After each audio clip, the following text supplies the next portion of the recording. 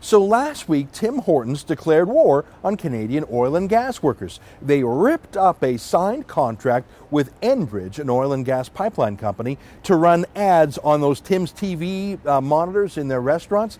They ripped up this contract because a foreign-funded anti-oil sands lobby group pressured them into it. Instead of just ignoring the foreign lobby group or letting the contract run its course for one more week and it would be over, Tim Hortons positively sided with the anti-oil sands crowd, and in doing so, thumbed their nose at the tens of thousands of Canadians who love Tim Hortons but work in oil and gas or respect those who do. Well, this hit the fan. A Boycott Tims campaign got started. We joined it with our website, BoycottTims.ca, and soon close to 9,000 people signed a petition calling on Tim Hortons to reverse their ban and apologize. Well, Tim Hortons just turtled. They didn't say anything. They didn't issue a press release. No spokesman would return phone calls.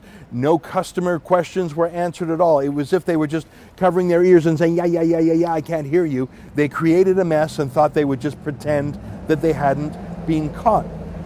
We started running radio ads across Ontario. They're still running. There was a grassroots picket outside at Tim Hortons in Calgary. Still, Tim Hortons was unmoved. Well, yesterday I thought, hey, I'm out here in Toronto. Why don't I just drive half an hour to Oakville to the Canadian headquarters of the Brazilian multinational company that now owns Tim Hortons? Let me see if I can find the decision maker who declared war on Canadian oil and gas. So here's the video of that trip. You really can't see people without a scheduled meeting. I'm just really looking to drop off a petition with him. With him, he doesn't work here. Okay, well, then maybe you can tell me who the right person to speak with is. I'm going to try to get someone from public relations to come speak. Oh, that's great. Thank you very much. I understand that I'm unwelcome here, but I'm trying to be as polite and civil as I can be. Hi, Michelle. How are you? Good. The press here. Yeah, I didn't think so. I did explain to them that we were at a meeting. What would you like me to do? Perfect. They have a petition here? Okay. Perfect. Thank you so much. Bye-bye. If you want to do it with me, that's fine. I'll give you a name that you can email it to. Well, I want to hand this is a petition of almost 9,000 Tim Hortons customers. Mm-hmm. And I want to give this to the appropriate person. I won't be able to hand it to her. But I think that shows some disrespect. I want to hand this to a decision maker, and I want to read the petition to them. Unfortunately, they're not available at this time. I'll wait. Who were you talking with? I was talking to our PR department. That's exactly who I'm talking about. And they're not available for comment right now. I just want to hand it to them. You can hand it to me and I'll give it to them. I understand that's your job, and I understand you had nothing to do with this Enbridge TV ad. I know you didn't, and I know that you probably didn't welcome any of the pushback at all. I know it's not your fault. I totally get that. These are about 8,600 people who are upset, and I want to hand their names to someone who was involved, even if they just take it and run. They're unavailable, so I can give it to them. I'll just wait till they're done. You won't be able to stay here. This is private property. Are you going to kick me out? No, I'm not going to kick you out. Okay, well then I'll just wait till they come. But they won't come. They're not available. They're going to stay here all day? I'll just sit down. That's okay. I'll just sit here. I'll buy some. Well, actually, I'm not going to buy some Tims, but I'll just stay here. Well, I asked if they were kicking me out. They said no. Fine, I'll wait all day. They got to come out of hiding sooner or later to go home. So I sat down and whiled away the time when other people from Tim Hortons came by. I just kibbutz with them, made small talk about what's your favorite donut, what's your favorite coffee. It was sort of goofy. Take a look. How many cups a day do you drink here? 4? That's about right. Yeah. It's not bad. I max out around 5. More than 5, I get a little bit too much agitation. Oh, so what time is your cutoff? When do you stop drinking coffee? Oh, noon, eh? Well, no, actually, I drink coffee now. Well, when you said one for the road, I got a rule: nothing after 4. I try not to drink it after 4 p.m. Now, if you're wondering why those camera angles are weird and why you were looking at my lapel there instead of the person I was talking to, it's because we went in with a couple of cameras, a big one that was visible and another one less conspicuous in case they seized our camera. I had no idea what they would be doing, how aggressive they would get with us. We just didn't know. Anyways, finally, when they realized we weren't just going to leave, they called someone. And they called the Canadian boss. He's really not the boss of the whole company. He answers to Brazil. His name is Dave Clanacan, and he's the president and COO of Tim Hortons Canada. He came down, and here's what he said. Do you mind if we record? No, I do mind actually. I don't think there's any win in that. So. Okay, that may be true from your point of view as a Tim Hortons guy, but there's a news story here. Whoa, did you catch that? The very first thing he said was, don't record this. Turn off the camera. Don't record this.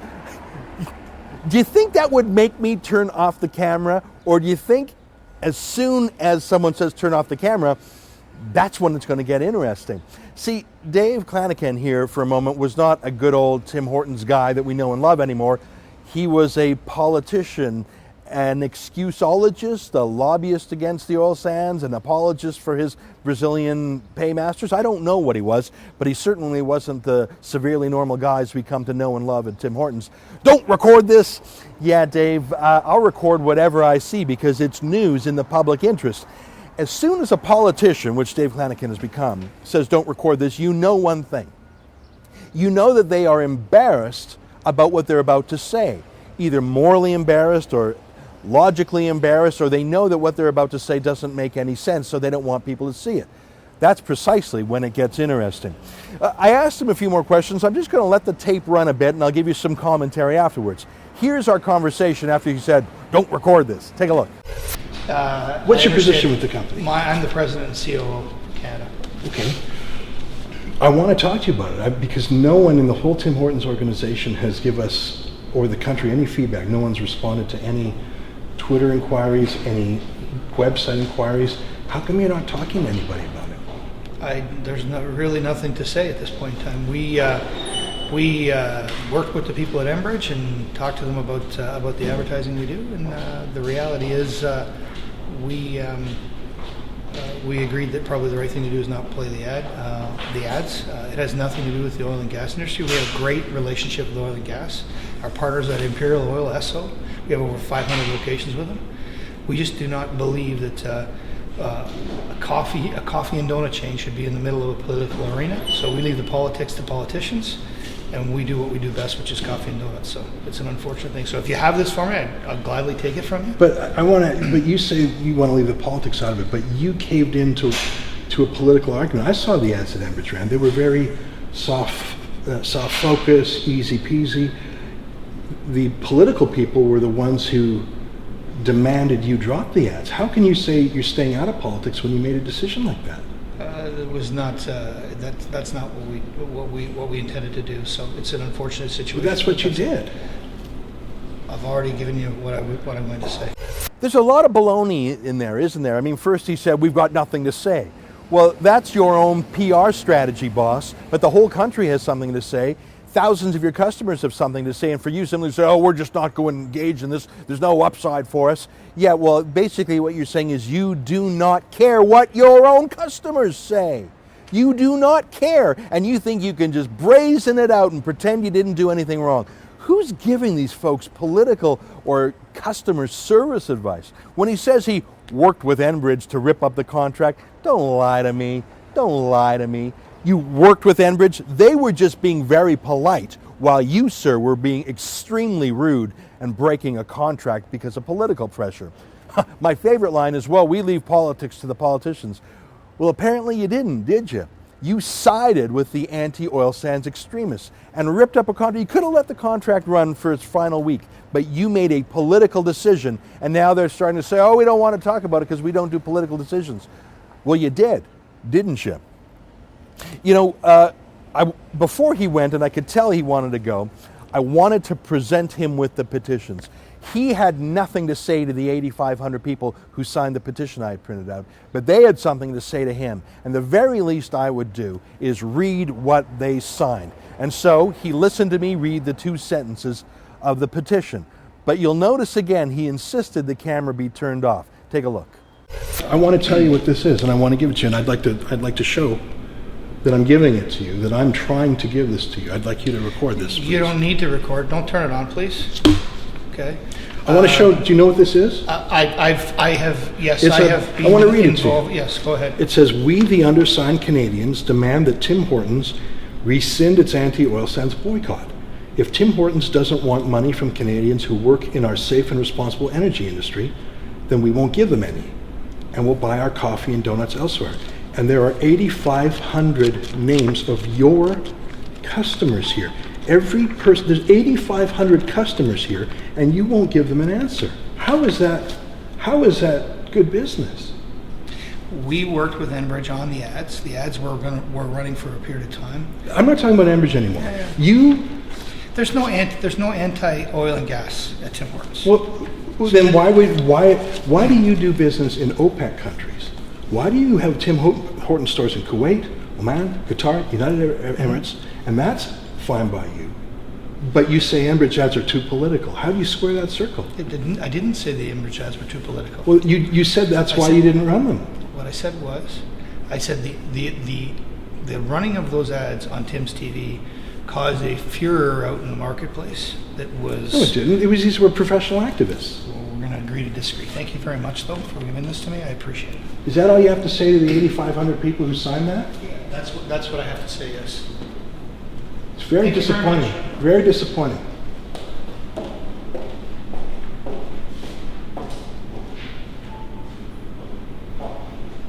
I'm very disappointed. I'll be honest with you.